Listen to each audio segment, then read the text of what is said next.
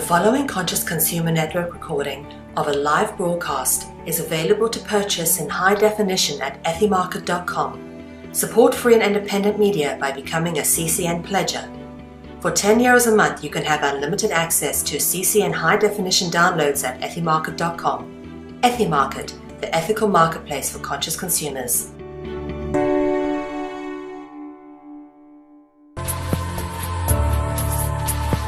Hello and welcome to the One People Show.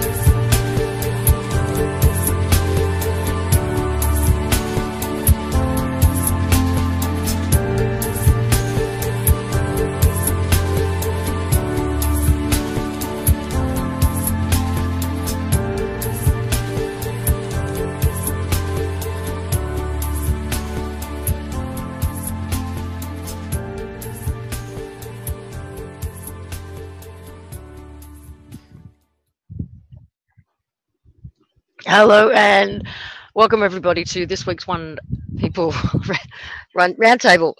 It's early in the morning here, 8 a.m, and I just woke up and apparently the world changed again. So you're going to be getting brought up to speed along with me. We've got a lot of interesting information to share. That much I do know. So welcome to my two counterparts of Biggie's Angels / Dragons, Dee and Mel. Hi, everybody. Hi again. Hi again. Okay. What kicked this off? This is what I need to know first. What kicked this off? Can you give me the percentages, Gary? Sorry, guys. So, what kicked this off? Before you do, we do have some helpers in the background. They're not on camera, but they are in the room here with us, and they will be assisting. Yes, because I lost everything, all my information. I had 25 links open. I had 5 PDFs. I had multiple documents. They're all gone. That's the day I've had today. Okay. So it all started off with this morning, and if anyone follows the financials, Greece quit their talks. Greece quit the talks with the IMF, with the Troika, and all weekend there's been the major panic, starting Sunday morning especially, which was a very convenient time for them to start this whole panic because, you know, all the markets are closed, so no one can do anything about it. So they start the panic. Greek is going to do their exit. They're going to do a referendum, which is going to be on July 5th. They're doing a national referendum. And the banks closed. And the banks went on full holiday and are closed in Greece until after the referendum. There are no banks open. They also went to capital controls. So the maximum you can get out of a Greek bank machine is 60 euros a day. So needless to say, in the lead up, last week, the last 3 days of last week alone, $3.5 billion was pulled from the banks in Greece. Just people going in and grabbing as much of their money out of their accounts as they could. They had a full-on bank run. So we got up this morning. And of course, I wasn't supposed to be here this evening. We had made plans that I wasn't going to be here because I'm moving tomorrow. So I was going to focus on packing boxes and cleaning houses. Yeah, didn't happen. So go in this morning. What's the first thing I do? As I always do, get your coffee, got my coffee, have a smoke and go, okay, let's go check what's going on in the world. And that's when it started.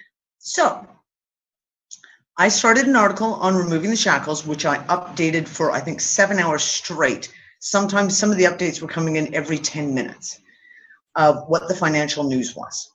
The long and short of it is Europe and Asia crashed today. Europe opened on a crash. The Chinese stock market lost a massive amount. The Shanghai lost a huge amount. The DAX in Germany lost 10% today. All the markets in Europe tanked in spectacular ways. So, of course, we watched, waiting for the American bell to ring in New York to watch what was going to happen. And I warned everyone that there was going to be a major cover-up. They were going to do everything in their power to not let the severity of what was going on in Europe and Asia show in the American markets. And yeah, good to their word. Yeah, they actually, Tyler on Zero Hedge caught them changing the algorithms of how they show the information. Like, 10 minutes from the opening bell, so that it wouldn't show just quite the severity of what was happening in the Dow. So the Dow closed. Now, hold on, I'm going to grab you the points. Now, keep in mind, okay, keep in mind that this is so unbelievably manipulated, these numbers. The Dow closed 350 points down, the NASDAQ 122, okay? The S&P was down 43. Now, these are make-believe numbers because they were manipulating the algorithms. Not only that, in Europe, the European Central Bank, I think, I'm going to go out on a limb here and say, spent every last frickin' euro they had to buy up euro bonds to try and manage the free fall that they were in. It was I have never seen, I mean, I had 20 different people I was working with. Nick was on the computer feeding me information all day. The free fall was unlike, well, hello, Black Friday, 1929. That's what it looked like today. Now, going through all of this, there's other news stories coming out though. Like, just coincidentally, the AIIB was signing their charter today with all 56 countries in Asia.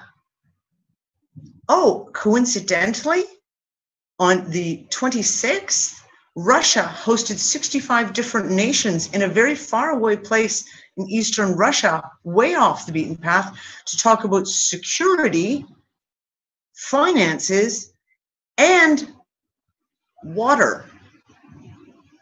That was one of their big things, water, i.e., let's talk about climate stuff, right?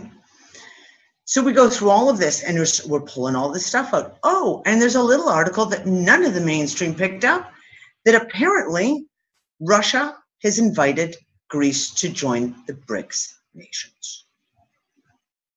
Now, so let's talk about setting a stage. Russia asked Greece to join the BRICS nations, and Tispiros does this, I'm so shocked, I didn't expect this. Yeah, fuck off.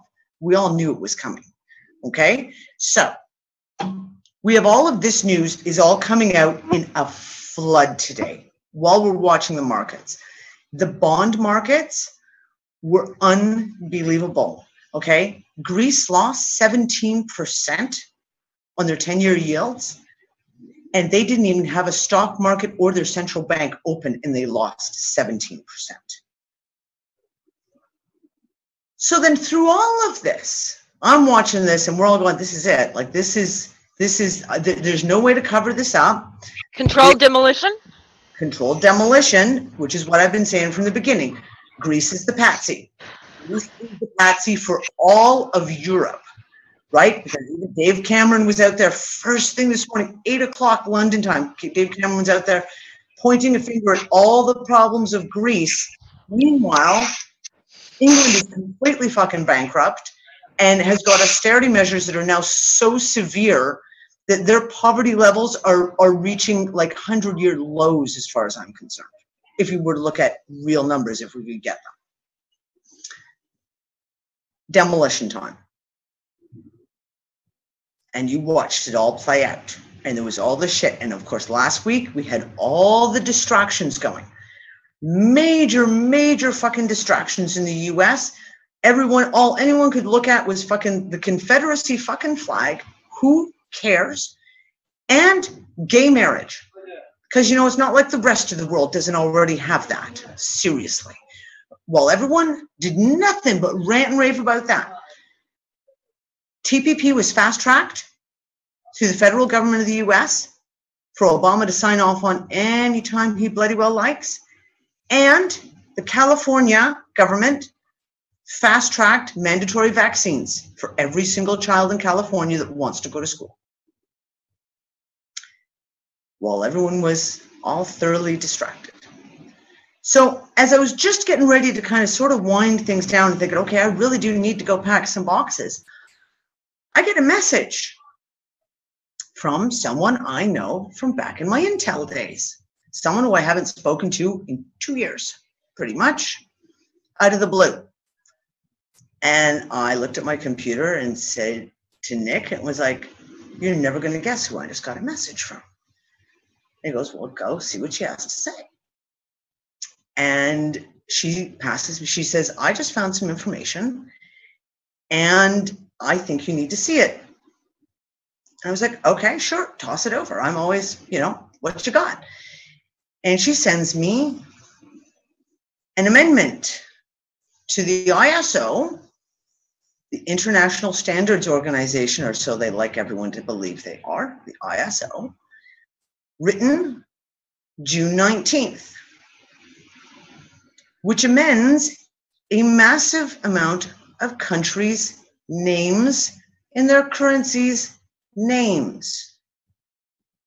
And as she sends me the document, she says, there's a bunch of us who've been looking at this for the last couple of days, but we can't really figure out what it means. And I took one look at it. The amendment to the name is every single one of them has had the word the in all caps added to the front of their name. I noticed that Australia wasn't on the list, but I'm quite sure we've already got the. No. Commonwealth. They don't know because we're a Commonwealth. Same with Canada. None of the Commonwealth countries are listed because they fall under the UK's there. All the UK has to do is do theirs. And guess what? Trickle down effect, it affects all of the Commonwealth countries. None of them were listed. Now, if anyone's been watching Dragonology with the lovely Mel, please do chime in and tell the lovely people what the word the means. Okay.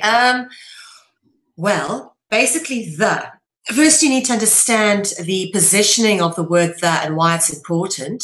And I'll give you an example of a sentence. We talk about a man picks up a book, or the man picks up the book. Now, a would be the indefinite reference and the would be a more definite reference to the action being performed by the noun, which is the man. So normally you'd find a or the placed before the subject or the noun or the verb in any sentence. That's the way the English language is laid out. The simple fact is that if you actually look at what the or a means, apart from defining something as an indefinite reference, there is no purpose to the word at all. They have no meaning unless you understand the hidden meaning. And now that becomes obvious by understanding why they take what I call the alpha positioning in a sentence, which is it comes before or else. You start a sentence of the man or a man. So understand the positioning, coming before or else, that is important. Again, if you understand the concept of the alpha, why would they put an A, like a or the man or a man? Because the A is the letter, is the capstone with the all-seeing eye lifted from the pyramid. That's what it represents, the capital A. So just by understanding what the A means, now that is what the means. That is what's referring to, is that same lexicon, that same iconoclastic God figure, whatever you want to call it. We've called it God in the Christianic and Judaic Bibles. It's been called Yahweh, the Creator. Yeah, thanks, John, the Creator. The Creator is a big one for me because we've been tricked into using that word quite a lot in our circles of enlightenment. But basically, it refers to a group of beings, deities, dragons, angels, whatever you want to call them, the Peri, the Malachi, whatever you want to call them. They've had many names over history, many different labels to disguise them. They've been represented in many different symbolic lexicons, usually with wings is one of the most prevalent, or with horns, or actually even just represented as a serpent. But these beings are very, very real. They control just about everything from other dimensions. They have the ability to appear and disappear at will. They have the ability to change shape. And like, for example, the word therianthropy, okay, which has got the in it, all right, refers to the ability to change shape. And then you've got theophania, which is the appearance or disappearance of these beings. That's what it means. So the pops up in all these words, which refers to specific qualities which human beings don't have, but these qualities are very real and very relevant to these particular creator, controller, God, dragon, angel beings, which basically have kept humanity in an artificial construct, which is very serpentine and dragon in nature through our language. So what you're referring to, just to bring it all around, when you're using the, is you're actually referring to the principal element that we're fighting, that we try, I wouldn't say fighting against, we're trying to move away from. The control, the warring, because all war and conflict is rooted with these guys as well. The poisoning, the toxification, the terraforming, everything that is bad is being done to us, and we can't understand why one human would do it to another. That's because it's not being done from one human to another. It's being done by the created gods of the Bible, the Elohim, number of different names for them, but they are what is represented by the. Let's be very clear on that. There is a lot of evidence to suggest this. In fact, just look at the word theology, for example, and of course, two other typical cults, which fall with the the is Thelema, Aleister Crowley's cult, and Theosophy, Madame Blavatsky's cult. Again, you think that these things are not to do with perhaps theology because it's not Christian. This is what, for me, is a key indicator that all religions and all cults ultimately have the same root, because they use the same freaking language, okay? And it's the. It's referencing that same entity that has had children sacrificed to it, and all sorts of manner of ritual and war and space shuttle launches performed, sporting events, you name it, all ritual in honor to the, right? Whoever they are. So, do you want to go on to the next bit from that?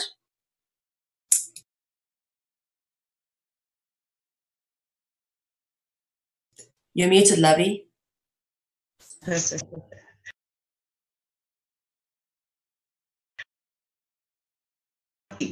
There. Biggie's unmuting me as I'm unmuting me, and we're yeah, ping pong balls. Okay, so let us review. I'll send a link to that page that you're referring to as well. And okay, I've got a couple of the links pulled up here for right now. The biggest one is this one here. This is the ISO amendments page, and I have the full PDF. I have multiple PDFs now. I've lost my Zoom. There it is. I've got multiple PDFs now of all kinds of very interesting changes. Now, first of all, I want to talk about the ISO. The ISO is called the International Standards Organization. So anyone who's worked in any kind of technology company, computer technology, business, anything, they get ISO numbers, like, we are ISO compliant, blah, blah, blah. So on the surface, that is what the ISO is about. Building standards. So if you go into the history, it talks about them standardizing the metric system and standardizing weights and measures, et cetera, et cetera. But that's not all they are. That's kind of like their day job, if you will. Now, one thing I've talked about is the fact that in my last 2.5 years, especially 2013, 2014, living with Heather, I learned an awful lot, because you'd have these hours and hours and hours of chatting where she would tell you all kinds of information about background stuff. And one of the things that she told me was the background on the ISO.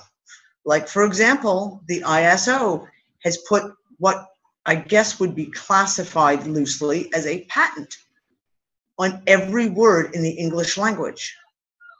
Every single word.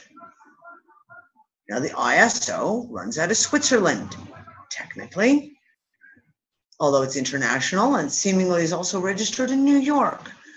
But technically, it runs out of Switzerland, runs out of, Geneva, Switzerland. Something else runs out of Geneva, Switzerland as well. It has a lot to do with money and a lot of control aspects of what's going on right now. Everything they do falls under Swiss law. It states right in their mandate. And as my buddy John and Gary said, basically there's nothing quite so fucked up as Swiss law on the planet. Because, let's face it, the bankers like it a lot. And that should tell you something. Okay. The ISO is a cover-up.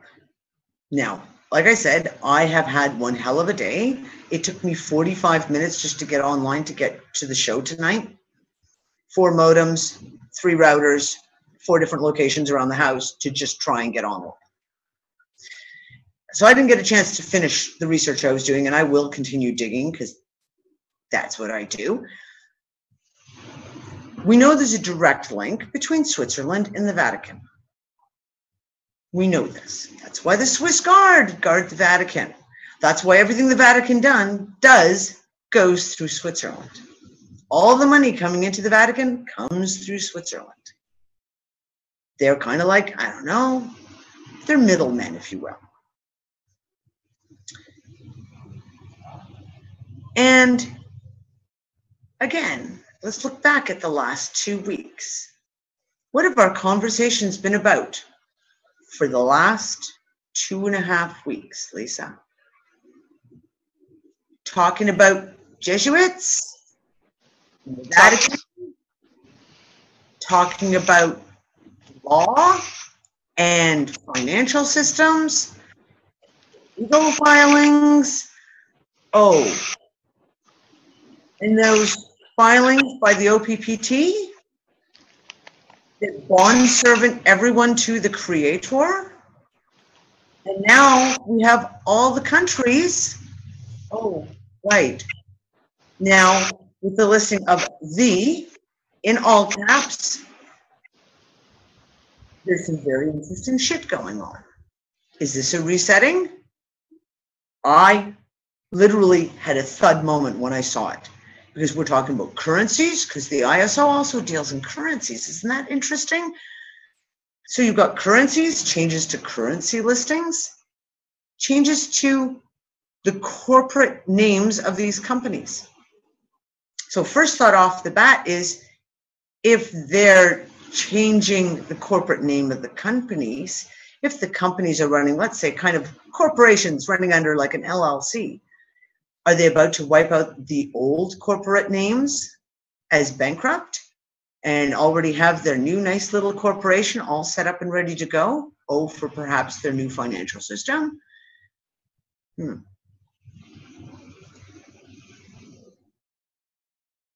Interestingly enough. Sorry, Lisa, go ahead. Where does the Import-Export Bank? Another thing, that was another topic of conversation, big conversations with Heather, was the Import-Export Bank. Again, the Import-Export Bank is not what it seems. It's on the external. The Import-Export Bank is called the IMEX Bank in the States. Purportedly is supposed to be a bank that helps small businesses to import and export new business abroad. So there was a lovely article in the newspaper today saying, this lovely lady has a quiche kind of, I don't know, some small business. And she's saying, I don't know, whatever I will do, because the mandate for the Import-Export Bank expires at midnight tonight.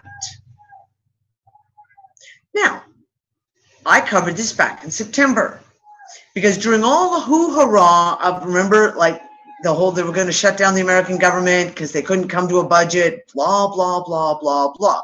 One of the things that wasn't getting talked about publicly was the fact that the Import-Export Bank's mandate expired as well. So when they kicked the can down the street for the American government, okay, they also put a new mandate in and rechartered the Import-Export Bank. Now, the Import-Export Bank, under their own mandate, must be rechartered every 5 to 6 years. Except that when they rechartered it in September, they only chartered it for 9 months. And when they rechartered it for 9 months, I put big red flags. Whoa, whoa, what's going on? Why did they only do it for 9 months? I can't hear you, Lisa. 9 months. From when? That doesn't take us to September. Maybe it was 10 months. Hold on. Xander, it was, hold on. They were rechartered, I think, in October. So November, December, January, February, March, April, June. Yeah, it was like October, November. I think it was early mid-October when the rechartering happened. I can go look it up and pull it. I talked about it on Transpicuous News. So the Import-Export Bank, again, this is a huge power control thing. These are the guys who fund things the commercial banks just won't fucking touch. That's how bad. Projects, all kinds of projects that they've been involved in funding, you know, like the Panama Canal and all the corruption that went along with that. The Burma Road, which is how the Chinese army marched into Burma. Yeah, that was funded by the Import-Export Bank.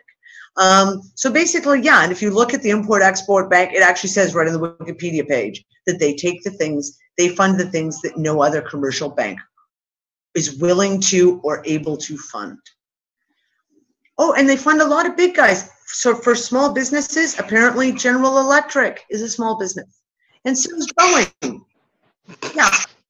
I want to go back for a minute to some of the points that were made in the workroom. Okay. Yes, please. You're gonna have to keep me on track because I have literally information over fucking load at the moment. So I know you do. So I'm gonna try and do this in order, in some kind of order. So we've got the names all being changed, putting "the" at the front, which means every country now comes under God, essentially, or the Creator. Now, not every country, which is why I went. But it did include the Vatican. It included Vatican and the UK.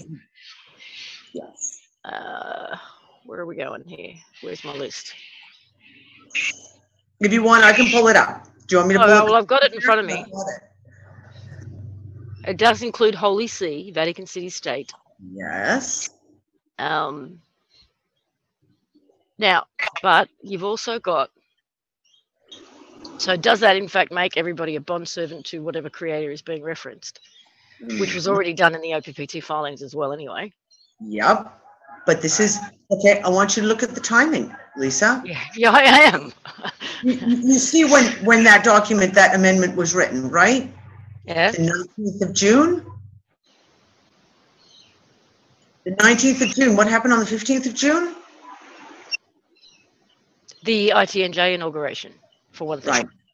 The 15th of June was also the day that the Vatican, their document all about global climate change, where they call for a new global constitution and a new global court system and a new global government. But you've also got the Pope's just put out his encyclical, whatever that thing's called. That's what I'm talking about, this encyclical. And he's also going to, in his trip with the US, he's going to address, it's a UN gathering that's about climate change as well, that deals with climate, which we know is the structure for implementing Agenda 21. This very agency, and I can't remember the name of them. I haven't gotten there yet. We're going there. We're going there. I promise. Actually, okay, I'll stop interrupting you then. Go. No. So this is it. Look at this last story, guys. It is smoking hot here tonight, and I'm sweating to death. On the 15th, we have the encyclical, I can't even say the word, the Popey document gets leaked conveniently on the exact same day as the anniversary of Magna Carta. It is released publicly, officially, on the 18th. And on the 19th, these amendments to the ISO come out. Now, one of the other very interesting articles, and I'll let you guys talk in a second, and then I'll go try and scramble to find and look it up. Very interesting article today that was out in the news. A certain General Li, who's basically in charge of China's finances and economy, who has been involved in all kinds of very interesting things, to say the least, makes a statement to the European Central Bank and to the EU that China would be more than willing to design a new trade pact between the EU and China. And they would be happy to fund some money to help bail out Greece. And very conveniently, in the exact same statements that he makes, he calls for a new global climate change initiative. But the wording is really, can you do me a favor, Biggie or John? I put the quote in there of what it was that he actually said. It's in our workroom back around 2 o'clock this afternoon. If someone could scroll back and see if they can find it, because it is the wording is vitally important, because it is Agenda 21, word for word, which is exactly what the Pope announced on June 18th. Okay, so Agenda 21, one of the other stories I've covered on Transpicuous News is, okay, pop quiz. What American state just passed legislation to ban anything to do with Agenda 21? Oh, I know. My hands up. Okay. Yes, Lisa. Yeah, that's all right. Mel knows too. Who would that be? That would be Texas. That would be Texas. They have passed, and it was, okay, I want you to again look at timelines. It was entered into Texas state, and I can't remember because I'm going off my memory. I believe February 4th of this year is when it was introduced to the state government legislature. It was passed through, it went through the Senate, it has passed. So, February 4th, what happened very soon after February 4th? Oh, was it the beginning of March when Jade Helm was announced? Okay, interesting. Interesting now that we have China actively stating that they're going to take a role in this, which we knew all along because they run by the same fucking charter. They're run by the same frickin' bankers. Agenda 21, coming soon to a town near you. And we're looking at the rollout of it right fucking now. So, anyone else want to ask any more questions in there? Okay, hold on. Biggie's just got me the message, or someone's got me the message. The Secretary General of the ISO resigned on the same day that the amendments were put out. Seriously. Thank you, Biggie. I have the best frickin' research team on the face of the planet, I'm telling you. Yeah, so isn't that interesting? The Secretary General of the ISO resigned the exact same day the announcements of the amendments were made. Okay, hold on. I will go scroll back. Just give me a second. I will find that quote by the Chinese government guy because it is vitally important. Give me a second. Oh, God. We have like several hundred messages that went through this.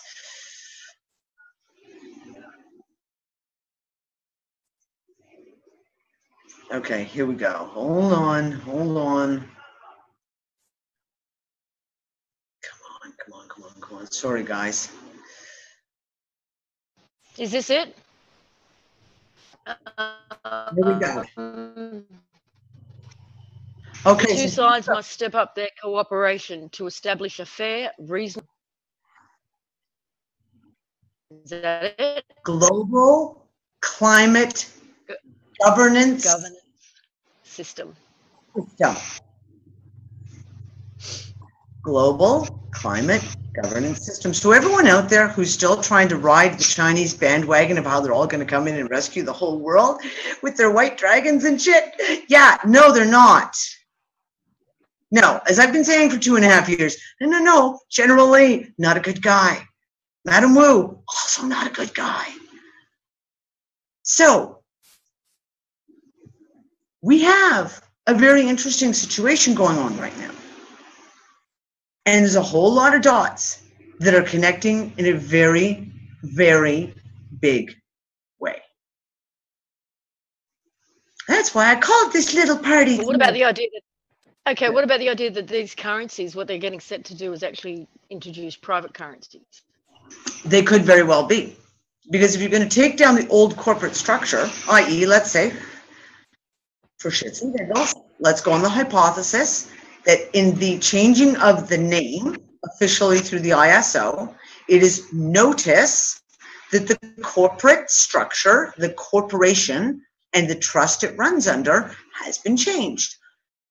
If they're going to retire that old corporate name, old corporate structure, then the currency would go with it, and you'd need a new currency. And there's a lot of strange little amendments that have gone through. And I'm going to read you one. I'm going to actually try and pull it up on the screen share here. Give me a second here. Okay, guys, bear with me. Okay, so here, first of all, I want to show everyone the amendments page. For those who are not in the chat room and didn't get the link, okay, this is the amendments page. So I will show you, maybe I'll show you. Oh, apparently it's decided it's, oh crap, it's the wrong amendments page. So this is the PDF page. I'll have to show you. This is what it comes down to. Hold on. Right, so these are the latest amendments were just made out. This is a spreadsheet, so it's not a great way of looking at it. Is the new amendment, for example, Bahamas. Get your link if you want it. The Bahamas. Do you have the link? If it's the link I sent you, it's the wrong link. I've got to pull up the other link, and I'm not sure where the hell I have. Oh, wait. I'll find it in a second. I do know where I have it listed. This one. Hang on. This one. Okay, throw it over to me. What? The hell just happened? My Zoom just went absolutely glitchy. Hold on, guys. I'm having an issue. Okay. Okay, hold on. Let's see. Pull that I up. put it in the chat room here in the Zoom. Yeah, I've got it. I'm pulling it up right now. Okay, in the meantime, I want to show you something. Okay, I'm going to have to find the right one here because I have now multiple of them open. These are the PDFs of the previous amendments. Could you just do what I want you to do, please? Okay, can you guys see the PDFs that I'm looking at here? Uh-oh. Can you guys see those? Oh, crap. We can see all the chaos that's going on your screen. Okay. Sorry, hold on. There's a specific one I want to pull up, and I think it's this one. Oh, yes. There was an amendment to Israel and the new Israeli shekel, which was very, very interesting, but that's not the one we want. United States. This was amended in March 28th of 2014. I want to read what it says here. United States, US dollar, same day, is no longer in use and therefore will be removed from the ISO lists. Really? I don't know. I personally don't remember any kind of an announcement saying the US dollar is no longer in use. It's very interesting. Now, the next one down here is at the very bottom, and it says, the Vatican City State, brackets, Holy See, has been removed as it's a duplicate of the entry Holy See, brackets, Vatican City State. Now that is very interesting. So are they saying that basically, yeah, you know, they've just had all of these listings for so long and no one noticed that there was two entries for the Vatican? Or is it the fact Well, that one was lowercase, one was uppercase, for starters. no? Well, first of all, it was the switching of which words were in the brackets. Before it was Vatican City State was in the brackets. Now they've changed it to the Holy See is in the brackets. So therefore, the Vatican has just been renamed as well. And in legal terms, what's in brackets is unsaid. Yeah. That's what the brackets means. It's unsaid. Or apart from, yeah. Now, the other interesting thing is I went and looked up, oh God, and hold on, I'll see if I can pull it up here. All right, the apostolic letter. Everyone remember this? September 1st, 2013. I had a little look-see at it again. So I just want to read something here. Give me a second. Give me a moment. I got to find exactly the line. Okay, so the competent judicial authorities of Vatican City State. Now remember, they've switched it around. So Vatican City State is now out of the brackets and the word Holy See is in the brackets. The competent judicial authorities of the Vatican City State shall also exercise penal jurisdiction over crimes committed against the security, the fundamental interests, or the patrimony of the Holy See. Crimes referred to in Vatican City State law. Okay, so we all know the Vatican City State law is canon law as well. But here's the thing. Give me a second. Any other crime whose prosecution is required by an international agreement ratified by the Holy See, if the perpetrator is physically present in the territory of Vatican City State and has not been extradited. So if they've just basically laid claim to all those countries, now officially laid claim by inserting the word "the," that makes them all officially now fall under the Vatican City State. All of them.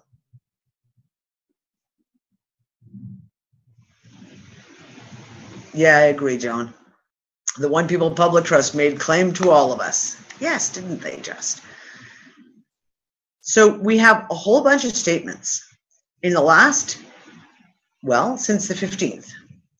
We have seen radical things happening. And I mean, unbelievable radical things have been happening. The TPP in the US, the Trans-Pacific Trade, whatever, I don't even know what the fuck it's called anymore. I've run out of all these acronyms. Fast-tracked through, gives corporations absolute control over all this shit. All trade, environmental issues.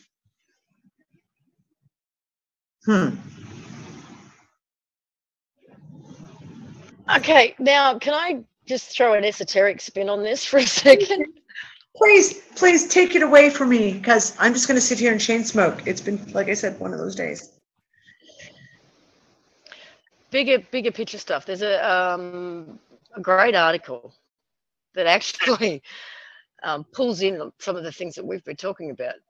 But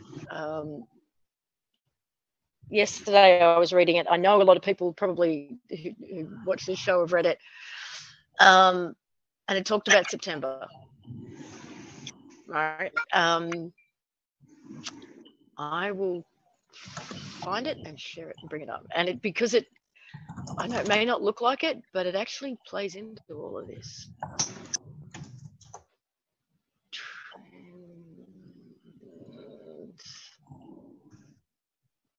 Oh man, where is it?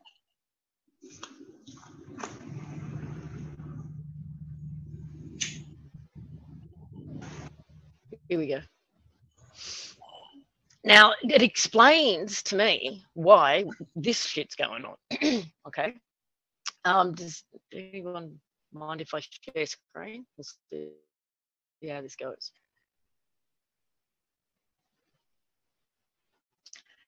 Now, the frequency shift into September of 2015, it's on a website called transients.info. Now, he looks at all of the information from around September from a different angle. Okay, so you've had a look at this article? You muted, D. Oh, one more thing I just need to add, because I think this will play into it. I'll just give it a little proviso. Yeah, apparently tomorrow night, Jupiter and Venus form a superstar in the sky. It only happens, once every 2,000 years. And they're saying approximately 2,000 years. And they're saying there's a lot of people calling it the Star of Bethlehem, i.e. the big bright star that was in the sky purportedly when Jesus was purportedly born. And that's tomorrow night. So I just thought I'd throw that. We're talking esoteric shit here. Throw that into the pile. Okay, I'm going to mute again. I'm going to put a link in here to that page. Okay, so some of the stuff that we've covered around September is in here as well. But if the implications of what this article is covering off are remotely close, then it would explain why we're seeing what we're seeing everywhere else, because they're trying to counter the energetic of what's about to happen and what is happening, would be my overall bigger picture feel of it all. Okay, so he's drawing on some of the same sources and some different ones, and it's a brilliant article. He's done a really good job bringing all this together. And he starts with an interview with Dr. Simon Atkins, who is the CEO of Advanced Forecasting Corporation. Right? And the synopsis of what came out of that is an acceleration and heightening of electromagnetic energy from the sun and other cosmic energies that will build, especially from August to late September, that will cause, circa the 23rd, 24th of September, what he describes as a frequency shift in consciousness. The current and ongoing Earth-facing solar CMEs and the resultant geomagnetic storms here on Earth are certainly a real-time manifestation of this. A resultant change in the pressure field on the planet's already weakening magnetic shield, whereby a higher incidence of seismic activity in extreme weather patterns is likely, whereby he specifically forecasts a 9-point magnitude earthquake occurring very close to Iran before the end of September that will cause what he calls a planetary threat spin, a massive volcanic eruption on Russia's Kamchatka Peninsula late this year that will cause dramatic cooling in the Northern Hemisphere this coming winter, and more especially the following winter of 16-17. A 6.9 magnitude earthquake occurring in Northern California before the end of September as a consequence of the continuing drought in Southern California, which is recalibrating the tectonic plates as the water tables continue to deplete. He forecasts this with 80% confidence. Now, when I go through this is not all doom and gloom by any stretch, right? A major rise in floodings in the US this summer. The recent unprecedented flooding in Texas is one consequent example of this prediction bearing out. A drought in parts of China. Headlines in the US apparently have been flood related, but as the recent CCTV piece explains, drought is certainly being experienced in some parts of China. Returning to the accelerating energies and the frequency shift in consciousness, he foresees this having resultant effects on the mental functioning of some people, of financial markets and organizations, to the extent that there's going to be news events in July, especially into August, where people cannot control their own thoughts, that will lead to societal events where people just lose it.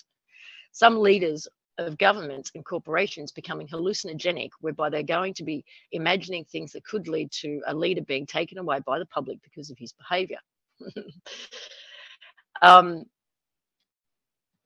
There's also, he brings in the Schumann resonance. He brings in, if for those who follow Cliff High's Webbot, Cliff's been talking about sun disease for a long time, which sounds like what he's referring to, what this guy's referring to. He talks the Chaney project. He brings that information in about a sonic boom that's going to literally be what I guess could be called the event. You know, it's going to cause this mass awakening. And there's Cliff, the Shemitah or Shemitah that we talked about. And you this article. It's a long one. He brings in a lot of information. The Blood Moon Tetrad,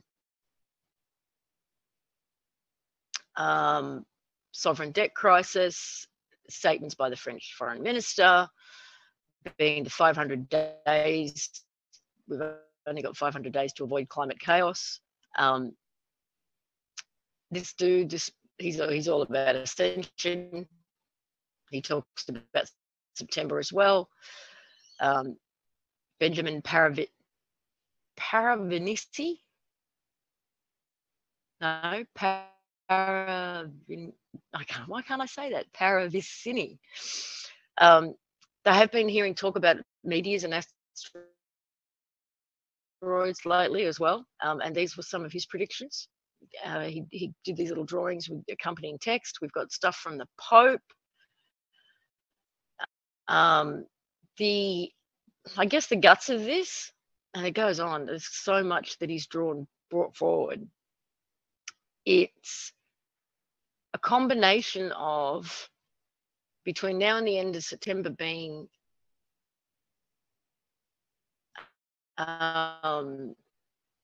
this time of huge consciousness shift,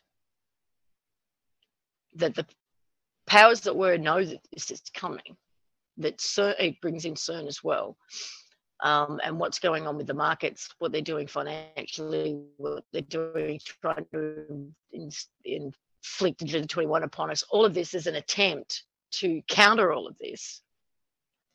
But what the information that he's picked up on in this article says, that none of it's going to work. This is inevitable. That we've got this, I think it was the Chani Project information, we've got this kind of galactic sonic boom heading our way that is going to, I think Chani called it 2 timelines are going to actually converge at one point. We've got Lily as well, who's had quite a bit to say about the Earth timeline kicking in. We've got, I don't know, when you put all of this together, it's like everything that we've talked about so far in the show, to me, is all the counter measures that they're gearing up for. They know this is happening. They know this is coming. You two are shaking your heads, but I can't hear a word that's being said. This is a great article. I really think everybody should read it. No, I'll have a look at the chat room. I totally agree with you, Lisa. I do. This is like mass. Well, we've said it all along. We've talked about this. This is mass desperation, what they're doing right now. Do you want to? I was just going to say. Yeah, I mean, it reeks of absolute desperation right now. But desperation creates a very dangerous, I'm sorry, I'm going to use the word, a dangerous enemy. That's one of the basic tenets of martial arts, and that is the untrained and the desperate person is sometimes the most dangerous, because you don't know what they're going to do.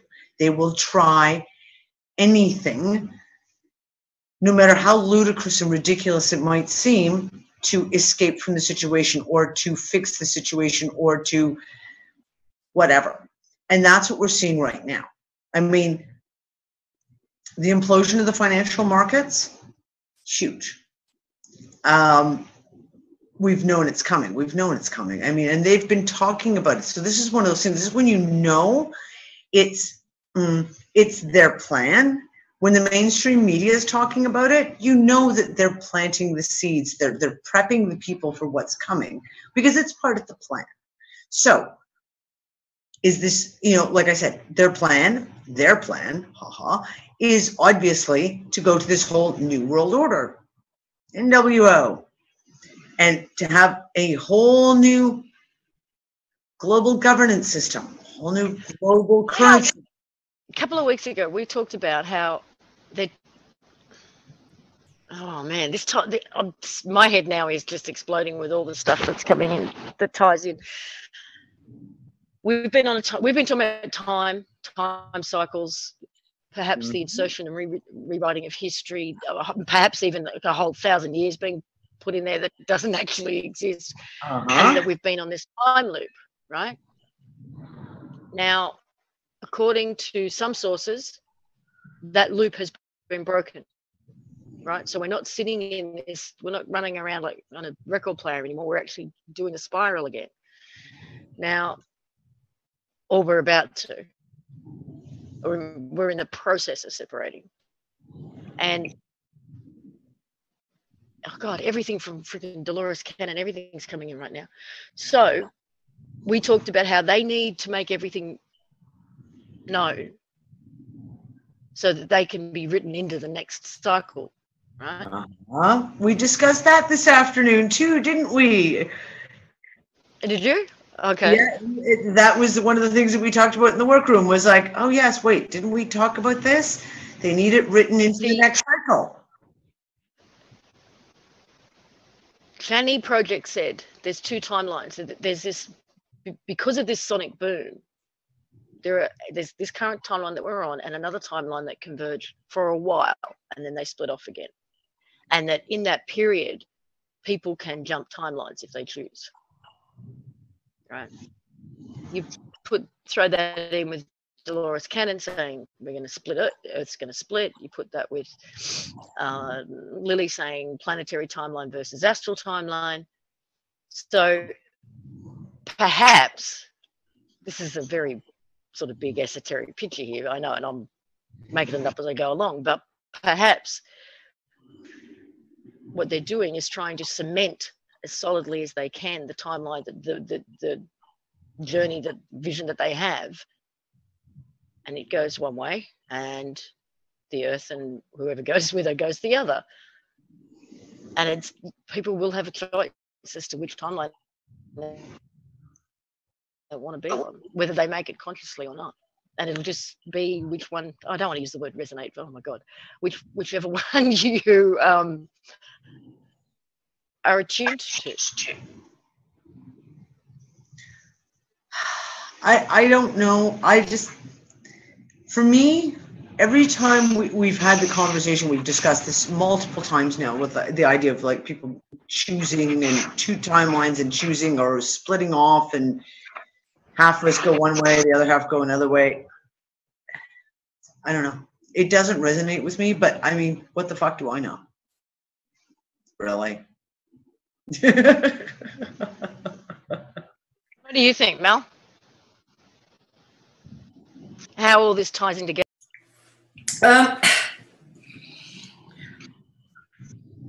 I have my own feelings and views about the way things play out esoterically, but I don't really get into that in the public realm. I would say I like to stick to what I see as fact and what we can point a finger at, which is the fact that it's very obvious that they've played out a the second part of what the OPPT was set up for by renaming all the countries. And it's like we had half the puzzle built, now the other half's been built and the pieces have been put together. And it's pretty much what you guys saw when the puzzle was half built. Now we've seen the second part being added. Oh, so that's how they were going to do it. Now we see. They changed the names to fit the creator because that's the creator was written into the original contract. So that's what I'm seeing. And what else that points to is so many things. And yes, absolutely. This is the last minute. Whatever's going on astrally, esoterically, energetically, timeline-wise, there is stuff going on. I myself, I'm not going to say it's one thing or the other. What I will say is if you cannot perceive that, what you can see is some very desperate measures going on in our 3D reality, which means there's something else going on in the astral that they're very unhappy about, uncomfortable about. It's desperate. It really is desperate attempts now. The last final throws, like a dying animal almost. And that's what I'm seeing, is a lot of desperation. Lisa's frozen. Lisa, are you frozen? At least she's frozen with a smile on her face. Not frozen still? You weren't. No. You know, this is it. And now, I mean, Yeah, and John just said there's also the prophecy that they're trying to play out. Yeah, John, I agree. They all are nutcases. Oh, I think they're all fighting over whose prophecy Okay, so is going to play out. When we of course had the Untangled Gathering on Saturday, the very first one, which was so fucking awesome. My God, it was so much fun. Exhausting, but so much fun. Johan Oldenkamp was our last presenter. And as he was going through stuff, like I said, the whole day was dot connections. It just was. Every single presenter brought something to the table that made you go, oh, really? So one of the things, and Lisa, you'll probably remember this, one of the things Johan gets talking about, we go through all the kind of prehistory stuff, and he gets to what we consider to be biblical history. And he starts laying out the whole Garden of Eden thing. And his presentation, you definitely want to catch this section of his presentation for sure. And he starts talking about how it plays out. And he starts talking about, of course, Yahweh, i.e. Jehovah, the Hebrew God of the Hebrew scriptures. And the fact is, he's a jerk ass. Let's face facts. Let's not mince words. He is a vindictive asshole who's got an ego the size of the fucking universe. It's obvious. All you have to do is read the first 5 books of the Bible. And you know, seriously, like I remember as a kid reading it and going, yeah, I really don't want him to be my God because, yeah, no, not interested. So do you remember a certain friend who used to send messages occasionally, Lisa? And at first he used to send them to Heather. And then he started messaging all of us. And one day on one of the roundtable shows, we were having a conversation. This is back in early 2013. And something biblical came up and something about Revelations came up. And he sent a message and he said, well, don't you know, Revelations is not the last book of the Bible. Revelations is the first book of the Bible. Yeah, we talked about this on one of the shows recently, last week. Right. Yeah, then it's all backwards. Well, this is it. But then, and that's what I said. And I went through last week before the last show where I sat down one night and I read like fucking 6 or 7 books of Revelation, the kind of central main focus ones in about 6 different translations because there was something there that I needed to try and pick out. And when I'm listening to Johan's presentation and he starts talking about this vengeful God, I'm like, oh my God. And it's when I'd said on the show last week was the fact of whoever the Lamb of God is in Revelations, if you read the book, you can't tell if he's a good guy or a bad guy. Seriously. And all these people talk about the coming, returning of the Lamb of God. I'm like, yeah, no, seriously, you should maybe read Revelations because he doesn't really sound like a very cool dude to hang out with. But you take that now and throw it before Genesis. And what Johan was talking about was basically the whole Anunnaki thing and the taking over of Earth. And now you have, seriously, the true kind of what I would call a far more accurate version of the creation story, i.e. that whole Revelations played out as the Anunnaki came the first time. But we talk about prophecies, and they're trying to make it, this is the prophecy. But we said it before. All the things that are in the prophecy, you look at Ezekiel and you look at the book of Daniel and you look at Isaiah and you look at Revelations, which all, of course, cross-reference each other as the last days type thing. Every single thing in there is shit that we have the technology to do. I.e., earthquakes, storms. Lily's just made a comment. There's a comment from Lily in the chat room saying that the Bible is actually inverted and written backwards. Revelations part is the beginning and the end. If you look at the enclosed loop of the matrix, Revelations is the part that is the overlay connection on that timeline. Well, I mean, and that kind of makes sense too. If you talk about them trying to keep running the same cycle over and over, but they're out of time. And guess what? It's not going to work this time. So they're pulling out all the stops. Yeah, seriously, pulling out all the stops. But I really do think, like you said, Lisa, I really do think that the desperation we're seeing is because of the fact they know it's not going to work. They know it's not going to work. I mean, you look at CERN. Now, this is something I went through because I was, down the CERN rabbit hole again on Friday. As you know, I have nothing better to do with my time than to study computer graphs. Did you know? Do you have any idea how much it costs to run the Large Hadron Collider? Anyone want to take a guess? Anyone? Oh, yeah, I did read those statistics only a couple of other days ago. Yeah. No, Biggie. $1,500, not per minute, per second. To run the Large Hadron Collider costs $1,500 a second.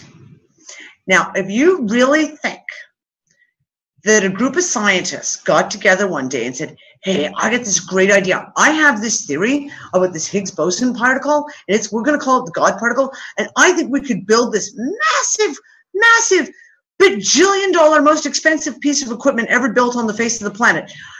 And I think we could study it, and maybe we could confirm this theory. And if you think that all the global world governments who are paying, and I mean seriously paying, to run this experiment are doing it for the good of science because someone had this great idea that perhaps there was a God particle called the Higgs boson and now they're going to find it. If you really think they're spending $1,500 a second on a science theory that does jack shit for anyone in their regular daily life, it's not like they're, curing cancer or going to discover free energy. So really, do you really think CERN is just a science experiment? And I had an interesting conversation. Well, that article that I referred to says it's an attempt to block this sonic boom. Sorry? I had a very interesting conversation with another old friend of mine who popped up after I haven't heard from him in about a year and a half, and that's G.W. Harden. And we got chatting about CERN and, of course, all his work in frequencies. And I said, well, you should maybe take a look at what they're doing in CERN because just the descriptor words tell you that they're working in frequencies. Resonance, the luminosity, the tuning, okay? It's frequencies. So what are they doing?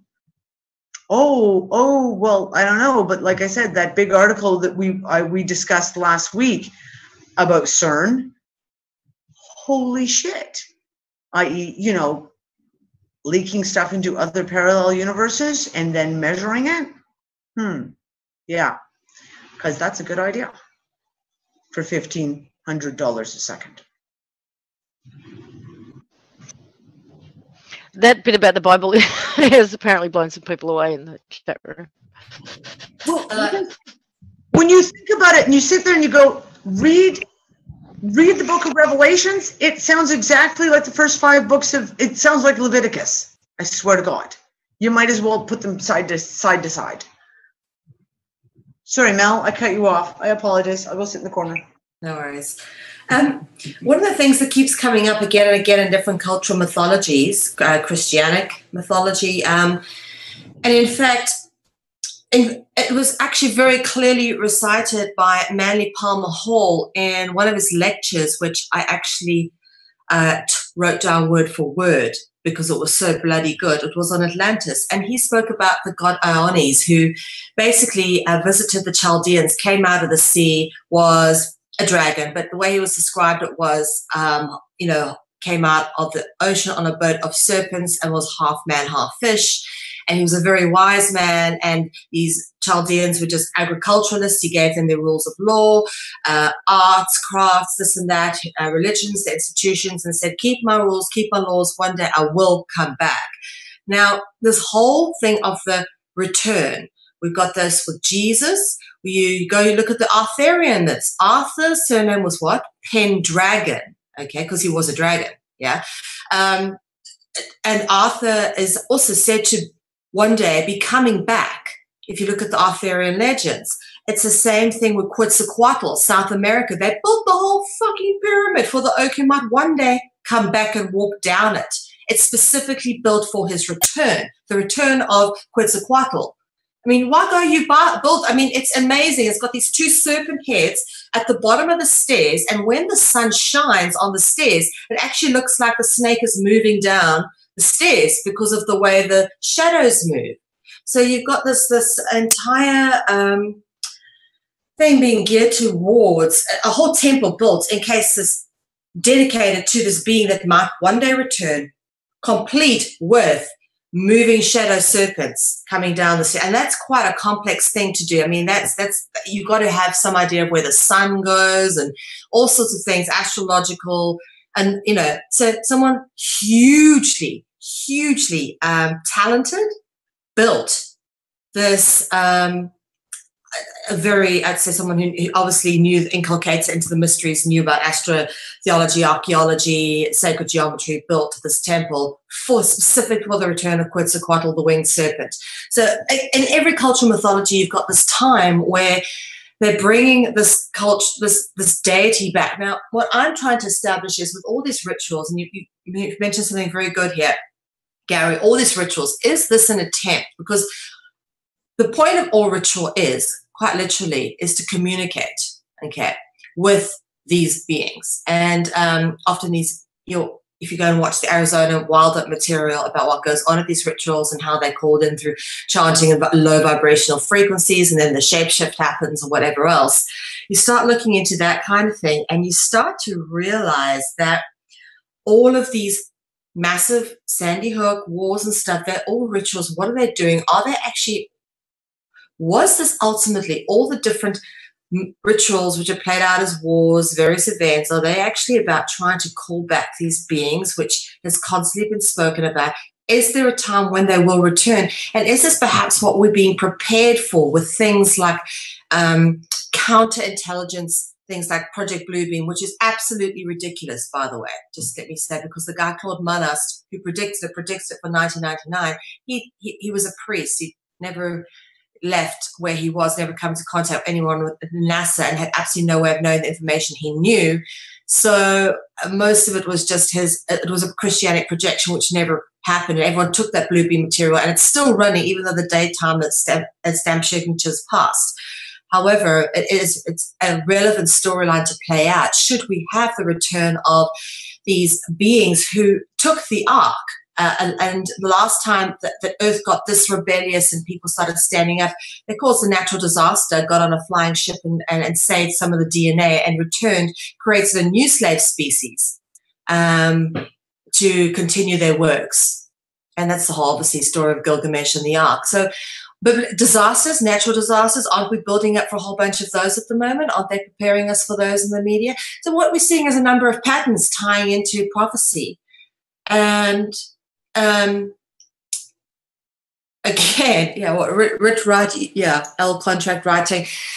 Exactly. So the whole contract writing we've got at the moment, thank you, Gary, for reminding me, the contract writing we've got at the moment, putting the new names in, agreeing anything that's written is ritual. Okay. Anything that is contract is conflict. Okay. It's you're causing, this is one of the reasons why I run a that has no contract. It's all about mutual consent. Everything that they've done, they've set up, and it's all comes back to ritual. Everything, it all comes back to ritual. And ritual is anything that's done for a specific reason, at a specific time, a specific place.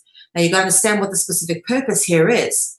Okay, is it about anchoring those low frequencies to bring through these beings? And you see this happening over and over again. Why the hell are they shooting CERN? bring beings in from somewhere.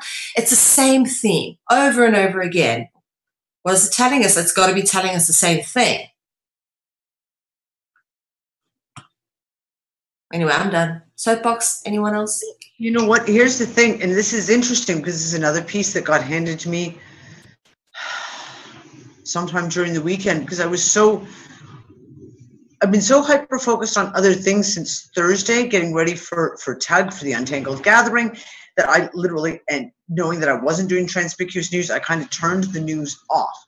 So there was a whole bunch of stuff that kind of just appeared in front of me. I was actually joking with Bradley Loves earlier today when him and I both, same thing, you turn off the computer and you kind of come back to it a week later and go, what the fuck just happened? So apparently, and I talked about this on Transpicuous News, February. In the Islamic faith, depending on whether you're looking at the Shia or the Sunni aspects of it, their end of days prophecy also calls for the second coming, not just the second coming of Muhammad, but also the second coming of Christ. That is one of the big parts of Islam that a lot of Christians who are screaming and yelling all the trying to blame everything and the anti-Islamic stuff. And I'm like, you do know that they're actually waiting for the second coming of Christ too, right? Like, that's a major part of the religion. You're also reminding me of something. Which one? There's a day, is it in this article? There's a day in the Judaic calendar where you can do whatever you want to the Goyim and it all is forgiven. You're forgiven by God. You can do whatever you want to them. Oh, delightful. Yeah. God lets you do whatever. He gives you a day to do whatever you want to the Goyim. Okay. Remind me, we'll get back to that because I want to talk about the Jubilee. So please remind me to talk about the Shemitah and the Jubilee. But here's the thing. Apparently, one of the things at the end of days, in their prophecy, the Islamic prophecy, and I believe it is the Shia, I can't remember if it's Shia or Sunni. I'm really sorry. I think it's the Shia.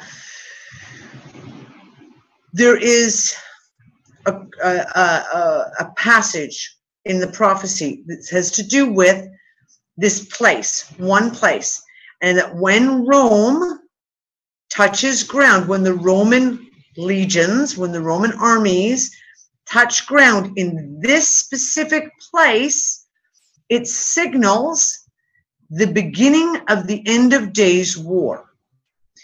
And unlike the Christian belief structure where there's no definite time, in the Islamic faith, I believe there is a very definite time period where it's used X many days. From the moment their feet touch this fucking point, there's X many days until the end of days war to happen.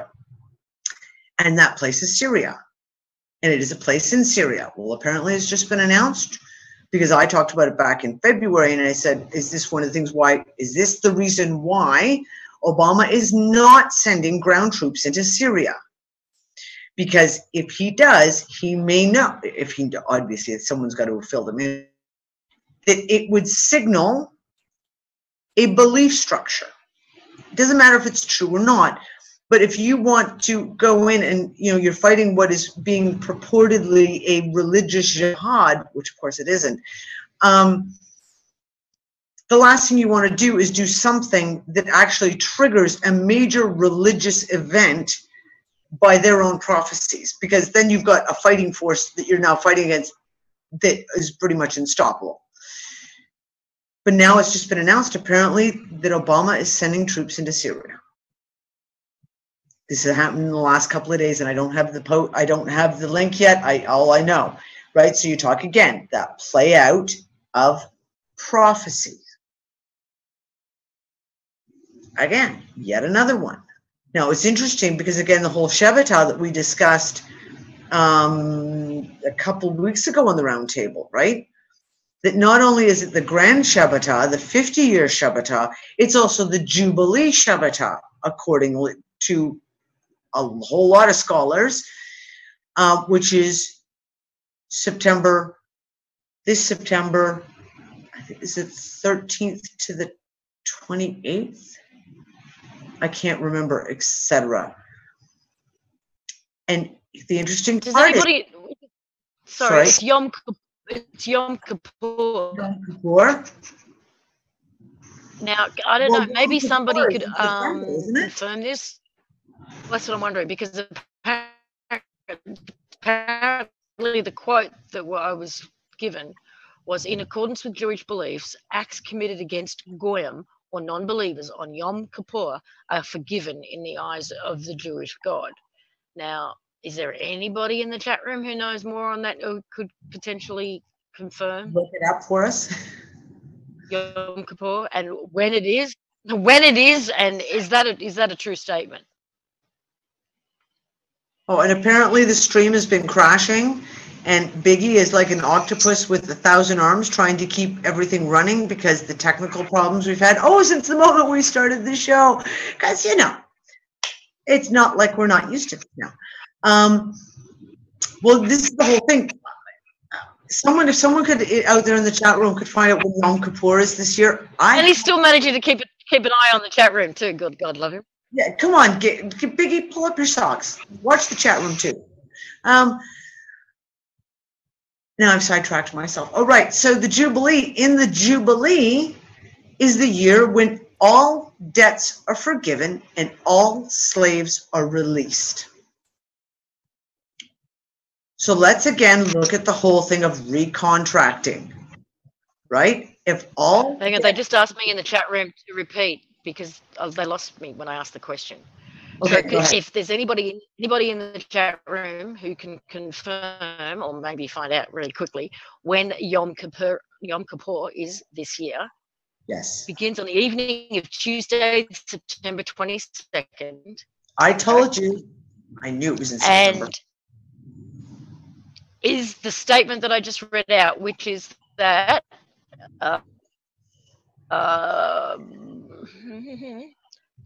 in accordance with Jewish beliefs, acts committed against Goyim or non-believers on Yom Kippur are forgiven in the eyes of the Jewish God. Can anyone confirm that for me or not? So, okay. So, yeah, free. Oh, there's the other. Hang on. What? What do you got? Sorry, no, go on. I got no. No, go. Well, apparently the homeless are disappearing across the United States. Oh yeah. Right now, I know that seems like a completely out of left field comment, but no. For some reason, that just felt like it tied in with all of this. That sacrifices. They're disappearing. No one. Huh? Sorry, what was that? Sacrifices. Talking about ritual. No one knows where they are. No one knows where they're going. So people are speculating about FEMA camps, but Well, I mean, maybe, but I mean, really, for the most part, the homeless are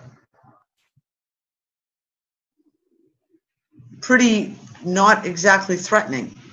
So why would you take them away and put them in FEMA camps, other than to clean up the streets to make them pretty for, I don't know, a parade? That's just asinine. Well, we also have that other piece of information. We also have that other piece about that we brought up and talked about last week, which was the population numbers estimated for the next 10 years. Yeah. I mean, if you're gonna start cleaning things up, you clean up the streets, right? Yeah. I mean, that is true too. And, you might as well make a sacrifice of it while you're at it, because, I mean, pretty much that's what they do all the time anyway.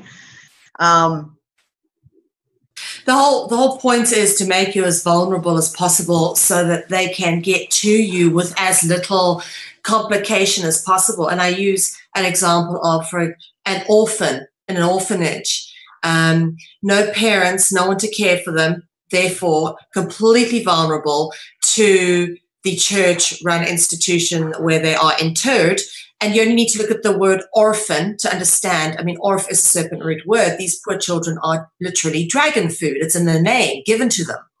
So it's the same for the homeless, really. I mean, if you're going to be doing, I don't know, testing vaccinations or drugs, it's probably easy to do it on someone who doesn't have any chance of suing you because they can't afford it or don't have a place to register from, because you have to take someone to court to be actually living somewhere to register your court claim. So it's easier to do this kind of stuff to someone who has no home and isn't registered as living somewhere.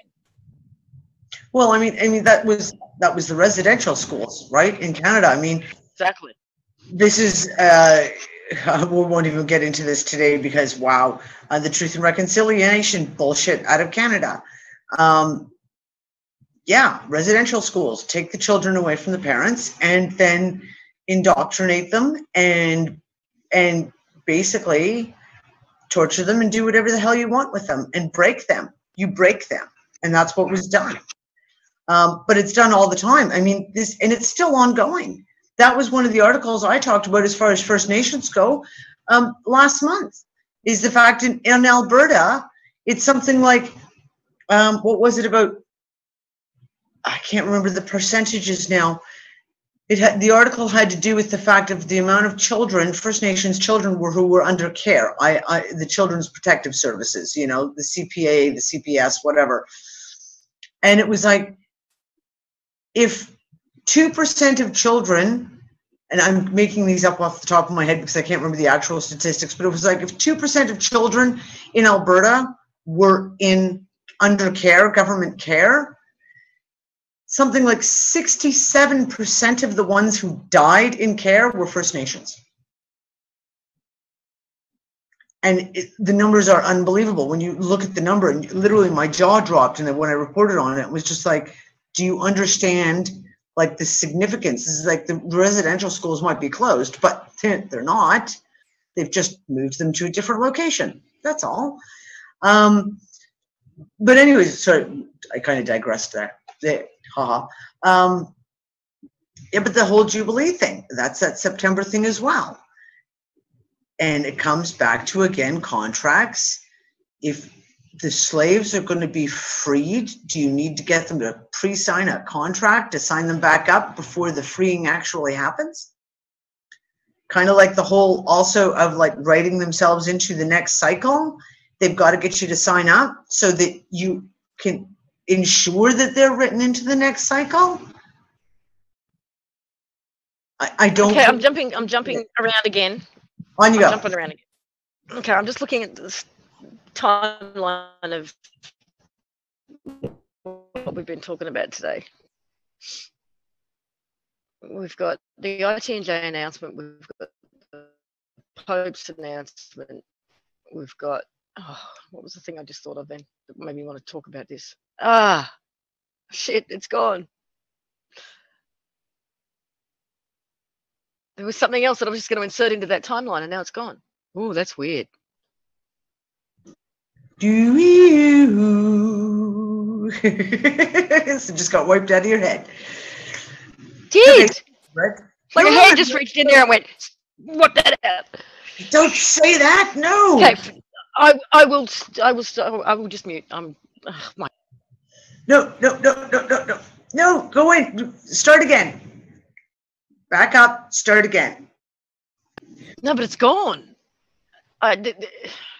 Something prompted me to interrupt you to go, oh, holy shit, and then put the timeline together, and then that very impetus is gone. I have no idea what it was. Can I jump in quickly while you're thinking there, Lisa? I just interrupt me if it comes back, but I just want to put something across with regards to the Jewish people. We recently had some people come over to Holland to do a speaking event claiming that the Jews were responsible for 9/11. And because I stood up and I turned around and I said, I am so sick of these Jew haters coming and spreading Jew hate propaganda in Holland, because the police actually turned up at this event and stopped it from going ahead, because being a Holocaust denier in Holland is against the law. So they stopped this event, and I was, well done, police, because you can't be spreading Jew hate. Now, I do want to be very clear here. We're referring to all these Jewish holidays and bits and pieces, and I want to lay this down the line as my actual disclaimer, because I have a lot of very good Jewish friends who are horrified at how their religion is being used to bring in some of these things. And I have a lot of love and respect for my Jewish friends, and this isn't an anti-Semitic thing whatsoever. And the fact that I stick up for Jewish people doesn't mean that I'm a Mossad agent. And I'm talking to the Dutch alternative media here, because this has been plastered all over the Dutch alternative media ever since I made the comments about the fact that I'm glad the police showed up at that Truther event and stopped the Jew-hating disinformationists from spreading their, 9/11 was pulled off by the Jews. Because, you know what, there may have been some frank people, Larry Silverstein and those people, but they were positioned to take the blame.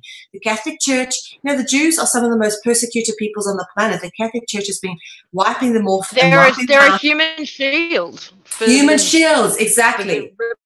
Zionists. I think most people get that. Go have a look at what happened to the Jewish temple, what the Romans did to the Jewish temple in Jerusalem, okay? Go have a look around what has actually been done to the Jews over the years and how they're still being played out, okay, as the perps when they are some of the biggest victims, because ultimately we're all going to turn around and blame these guys, and they're going to go, but hang on, we were being manipulated too. So we've got to be so careful not to unwillingly put the blame on the wrong people, because we're playing into the dark agenda. So I know I'm not a Mossad agent because I have empathy for the Jews. Sorry, guys, but we just can't be playing into the wrong shit. No, thank you. The people in our chat room get it totally. They're completely educated. They understand the difference between a Zionist and a Jew. Exactly. And I mean, and sometimes we forget that you end up with new people listening to the show, and people could misinterpret. So yes, thank you, Mel, so much, because it is very important to understand. This is not about the Jewish people. This is not about even the Jewish religion. I'm all for freedom of religion. Everyone believe what you want to believe. Okay? This is about the Zionist agenda. And the whole World War II, sorry, I got people yelling up and down outside here. The whole World War II, and where the Jewish people were sent for their settlement, were to set up Israel. They were set up. It was a setup from the beginning. They knew what was going to happen. The Zionist, i.e. Netanyahu, asshole, he's doing all these things to his own people. It's a setup. It was a setup. It's been a setup for fucking eons that they were planning this out. Not the Jews, the Zionists. There's a very, very big difference. Very big. Like I said, like you said, Mel, I've got really, really good friends who are in Israel right now, who I really love and are some of the nicest people on the planet. That's not who we're talking about. This is stereotypes, and it isn't that just the creation that they make. They've set that up beautifully. It's one of those, the whole anti-Semitic agenda has been set up just incredibly. You can admire the artistry of how well they set it up, because you can't say anything because it will be called anti-Semitic, even though we know that we're not talking about the Jewish faith and we're not talking about the Jews. We're talking about the controllers of the Zionists that have put them in that position as patsies. Exactly. We're on the same page on that one. Yeah. Oh yeah, but sometimes we have to remember that we have to back up sometimes to just clarify certain things, right? I mean,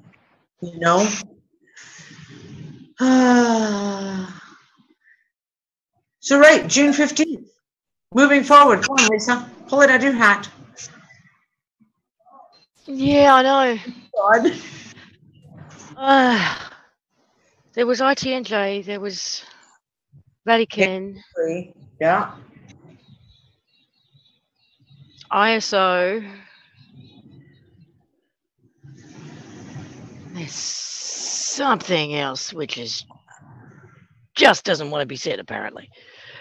Chat room, if you remember anything else that happened that week, please give Lisa a little reminder, or all of us, because I'm I'm seriously brain dead at this point. I'm just about woozy on my feet because, wow, it's been one of those days. Well, let's do a quick recap on what has happened in terms of the legal terminology for everybody. So we have OPPT that's come in, all right, on people's public trust, made as bond servants to the creator.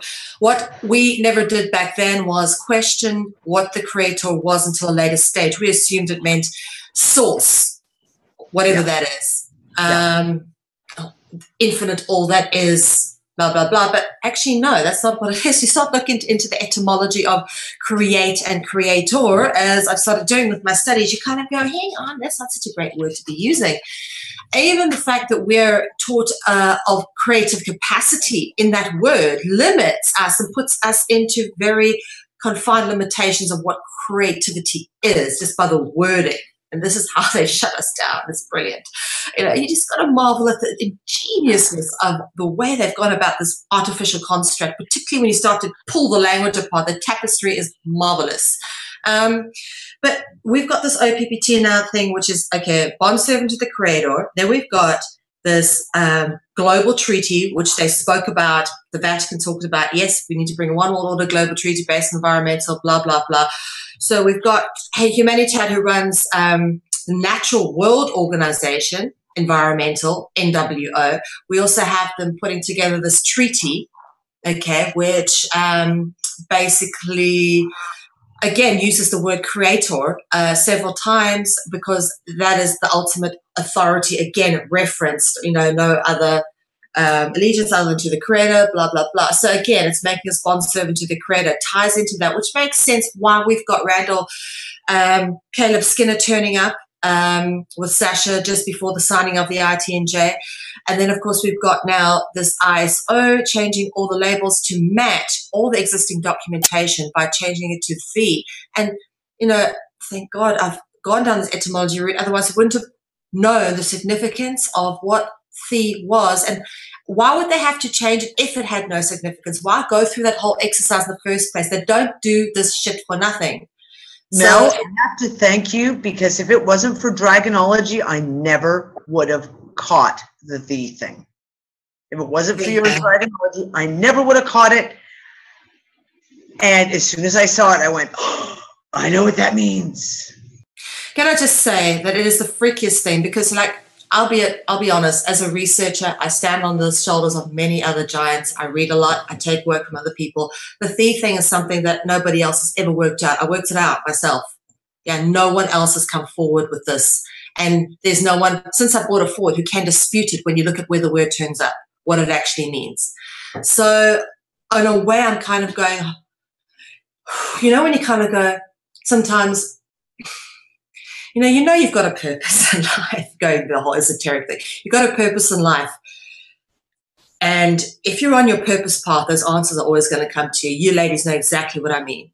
And it's just so bizarre, really, that it happened, that we found this information, or that I even went down that road per se, or that I even found that. And it really isn't based on anything that I found from anyone else other than working out language keys and codes for myself. And this is the thing, is that it doesn't take a hell of a lot to do that. You just have to look at what's right in front of you.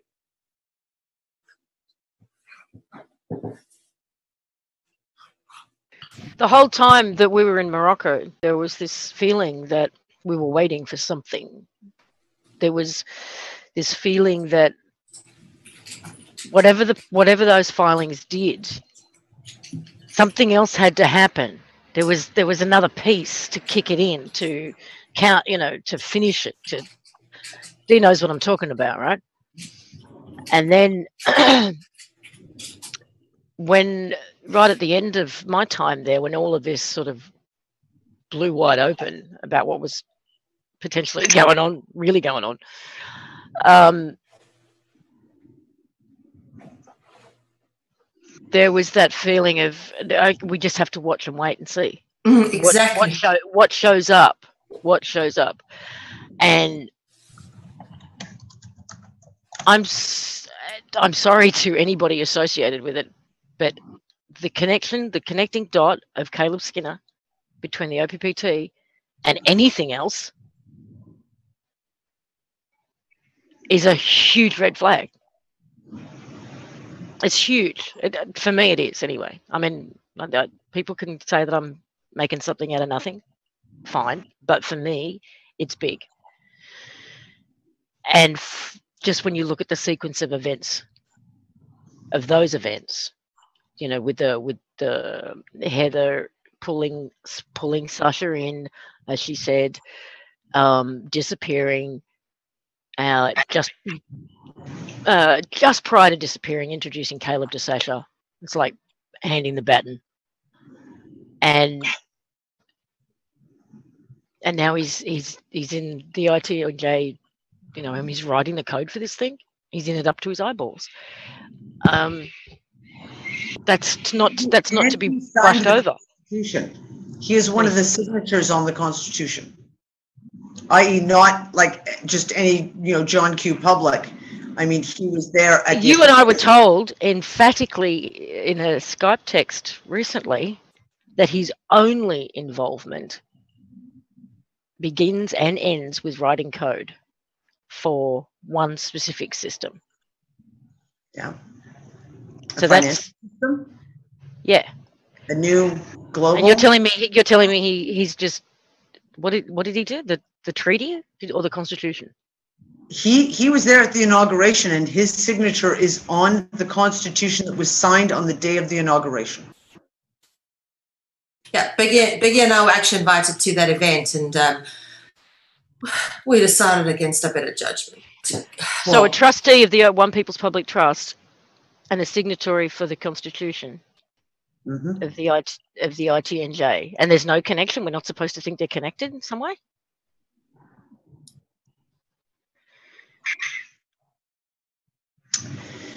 Yeah, guys, I say it all the time. I don't believe in coincidence. And this last... I do not consent. I do not consent. I do not fucking consent. I do not consent. Fuck off. You know what? We need our T-shirts. I think the next show we got to be wearing our T-shirts.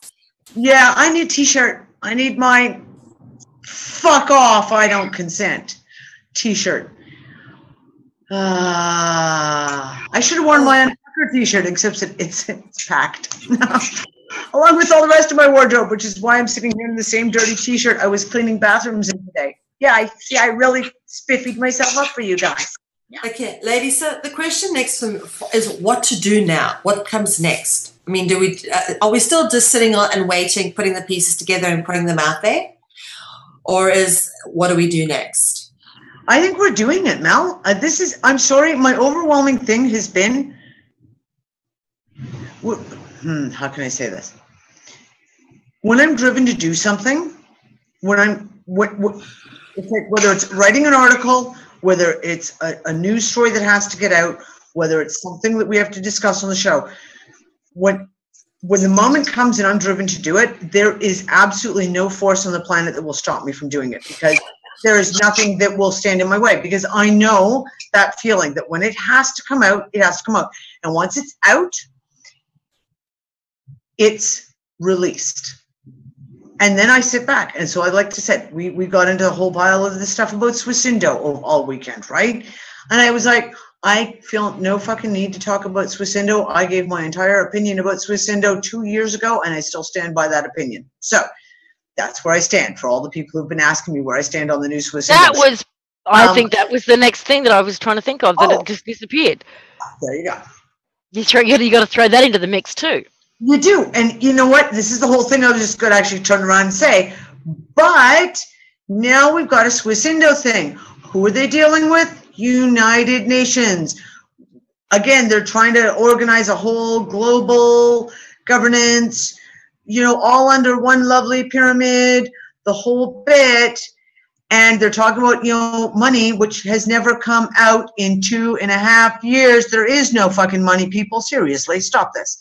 And let me say, Suki lives in poverty. Okay, there's no money there. It's not like he has money and nobody else has. There just isn't. There's a couple of gold blocks that he sticks on his fucking table when people come around to visit, and he brings out a suitcase. no, a Jack Bauer suitcase from the show 24. You know, the show 24. It's actually got the Jack Bauer 24 logo on the side, full of different currencies that he brings out for his show and tell when he has guests, and a couple of gold blocks on the table. And this is the only proof I've ever seen that his mountains and caves and oceans of gold actually exist. Well, I'm going to say this.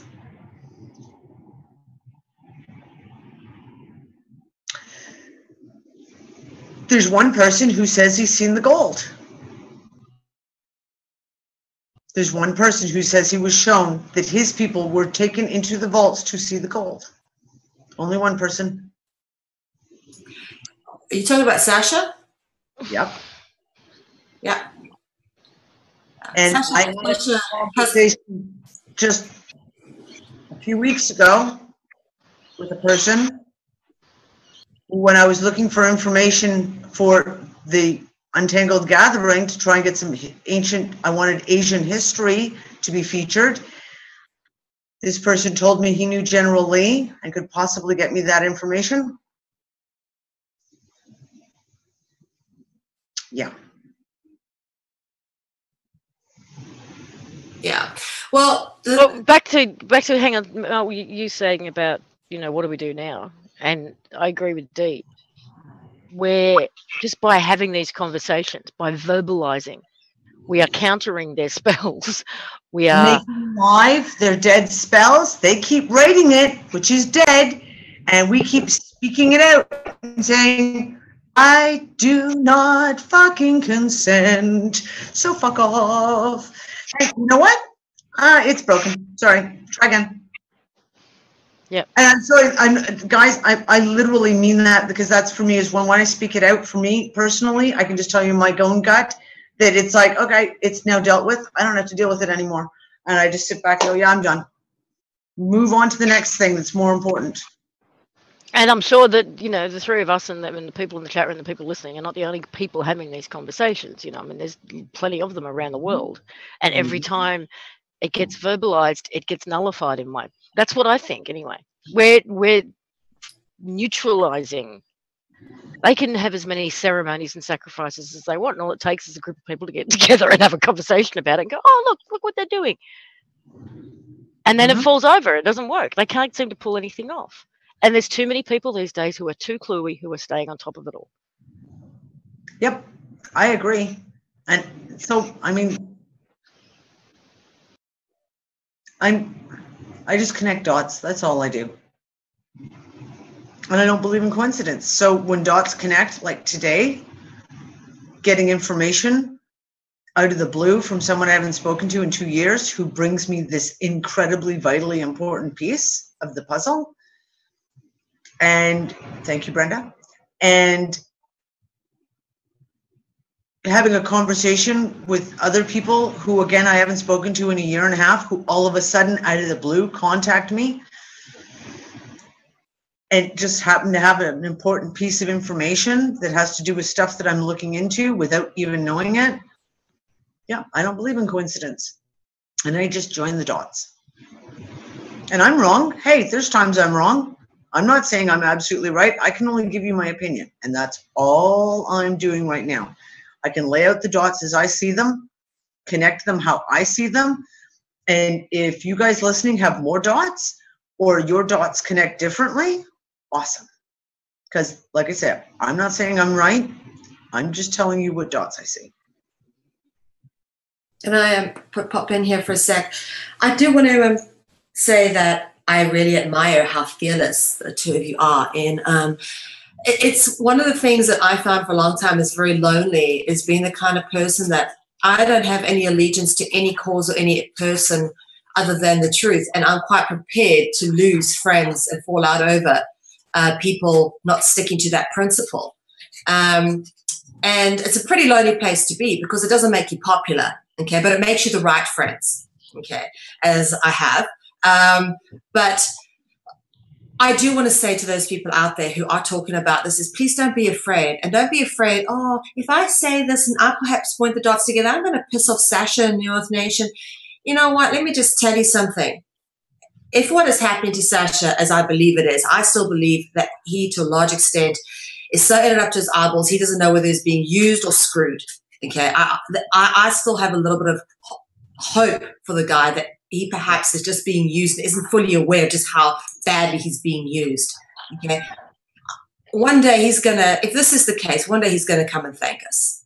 This is why I refuse to hate him or fall out with him. Okay, it's because one day he'll be thanking us for pointing out the truth and being strong enough to go, no, we're not just going to suck it up because you say so. We're going to pull it apart. We're going to question it. And we're not afraid of the consequences. I'm not afraid of Sugi firing me as head of media. He hasn't done it to this day. Okay? And no matter how honest I've been about Swissander, and I believe the reason he keeps me as the head of media is because if he gave that position to anybody else, they would use the weapon, which media is, a very powerful weapon, in abusive ways. And anybody who works with me on Conscious Consumer Network knows that one thing I don't do is abuse the weapon that I have at my disposal. I'm very responsible in the way that I wield this platform. I don't censor any of my broadcasters, but I manage it with a fair amount of balance and fairness. And that is the reason I'm still stuck in that position. It's not because I have any say as head of media or anything. It's really just to stop other Muppet delegates from doing stupid things. Because, and I will just say this about the Swissander thing, is that it hasn't helped to have all these crazy people going around making crazy claims like they've accepted things on behalf of humanity and this and then the next thing. It just discredits the whole thing. It vampires a whole bunch of energy and it takes our attention away from things which are important. However, that being said, okay, we can't be afraid when we see things which don't make sense to speak out for fear of falling out or not being popular, okay? Because this is what I'm finding a lot at the moment. It's this old, oh, I want to be popular, I want to be liked. It's high school attitudes. Come on. You know, cowboy the fuck up, a lot of you. Evolve emotionally. Okay, emotionally mature and get to a point where you actually have enough integrity to be relegated and hated. Okay, be a loner because you are not prepared to compromise your integrity and you are going to stand up for the truth no matter what. And that is what we need more of. We need more people who don't care. Now, I'm not talking about be nasty or be ugly because there is a level to which we don't sink anymore. We've moved past that. Yeah, we want to create a new world which evolves around trying to find positive and proactive solutions, not disparaging and pulling people apart and pulling people down. So again, that fear thing, that is what has to go.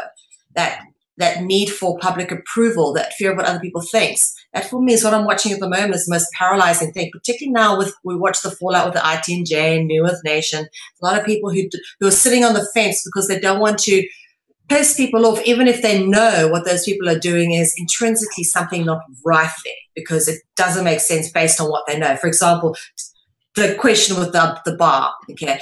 The bar ain't a good thing. The bar is an elitist secret society. It's a load of bullshit. Whatever Sir John Brannock has to say about it is absolute crap.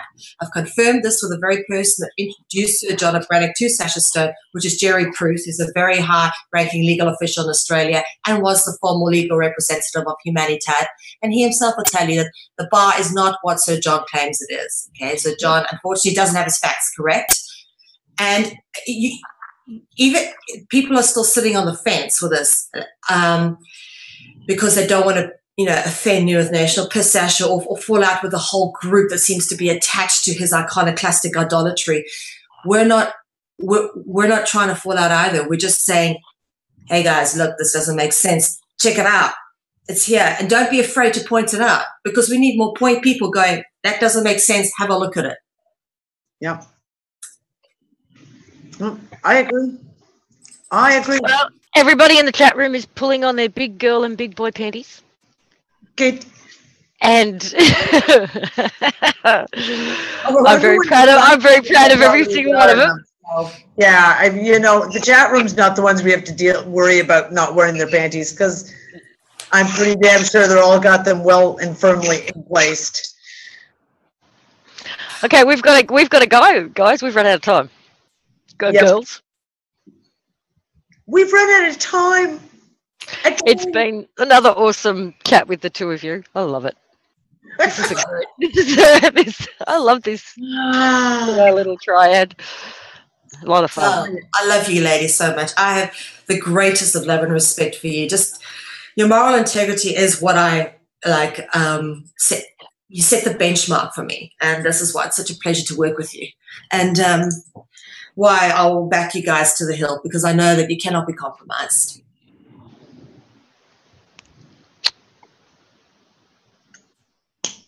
To everyone, kisses to everyone. Kisses to everybody.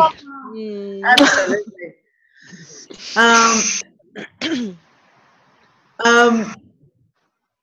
Yeah, we had Gary David has been here the whole time, and he hasn't been able to get a word in edgewise. I'm sorry, Gary. I'm really sorry.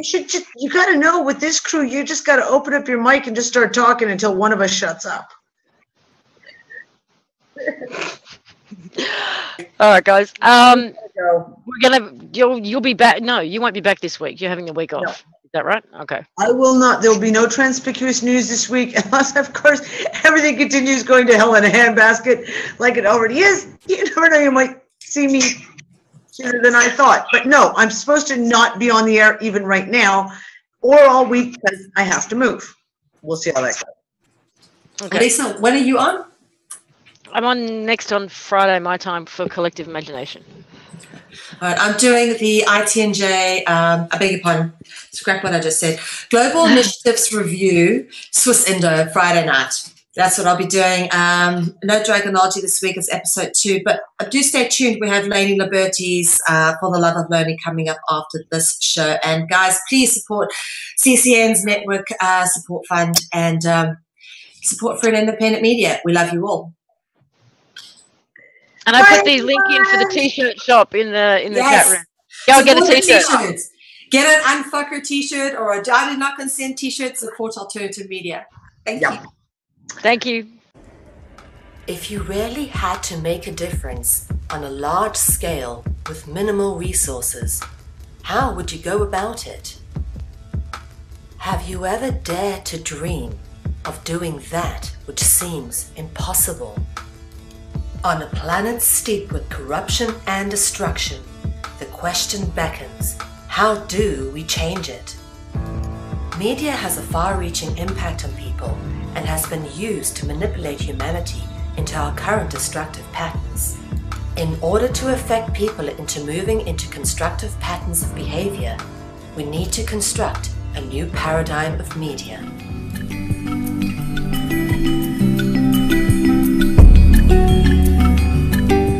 Conscious Consumer Network has been created with the explicit intention of giving the amazing truth-seeking, solutions-orientated, alternative media a place to fully realize their true potential with a cutting-edge, high-tech professional media platform. In turn, some of the greatest freedom-seeking hearts and souls of our time have realized the true potential of what has been created and have come together to provide their insight and inspiration on CCN.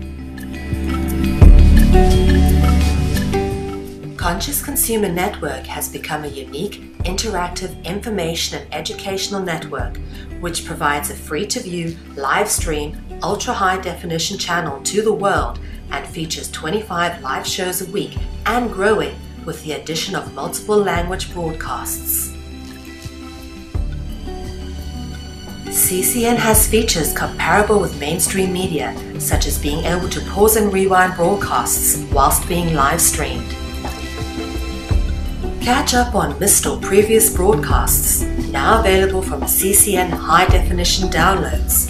You can now purchase a high-definition download of your favorite CCN show from ethymarket.com. Support free and independent media by becoming a monthly pledger.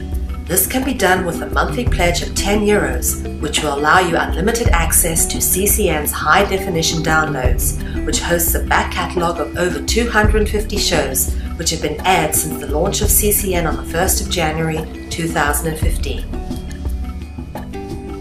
In order to keep CCN free of corporate sponsorship and advertising, CCN has launched the Pledge 300 campaign. This is a realistic goal, with the hopes of securing a minimum of 300 people who will each pledge €10 a month. With this number, we can continue to grow and operate and potentially expand into a second foreign language channel. Help keep alternative media in the hands of the people. We thank you for supporting free and independent media.